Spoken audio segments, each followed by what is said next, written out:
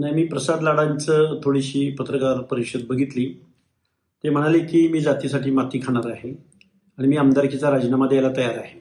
माझी पहिल्यांदा विनंती आहे प्रसाद लाडांना, तू पहिला आमदारकीचा राजीनामा दे. कारण ज्या पक्षाचा तू आमदार झालायस त्या पक्षाला निवडून देण्याचं काम ओबीसींनी केलंय, भटके विमुक्त जाती जमातींनी केलंय.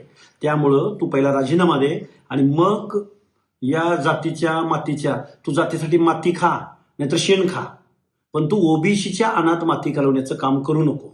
मुळात तुझी कोणती हैसियत आहे, तुझं कुठलं ज्ञान आहे, तू कुठल्या आयोगाचा सदस्य आहेस, किंवा तुला काय सोशल जस्टिस कळतो किंवा संविधान कळतं. तू एक हॉटेल चालवणारा माणूस, कमिशन एजंट, आणि तू जरांगेला जाऊन त्या समाजाला न्याय द्यायचा प्रयत्न करतो.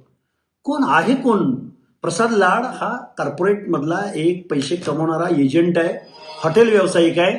त्यांनी ओबीसीच्या अनाथ माती घालवण्याच्या भानगडीत पडू नये. आणि आम्हाला तू कुणाला भेटला, तू कुणासाठी माती खाल्लीस, आमच्या पोटात पोटशिळ उठायचं कारण नाही. पण महाराष्ट्रातल्या अर्ध्याहून जास्त लोकसंख्येच्या अनाथ माती घालवणाऱ्या जरांगेला जर तुला भाऊ करून घ्यायचा असेल, तू भाऊ करून घे, नाही तर नवरा करून घे, आम्हाला काही फरक पडत नाही.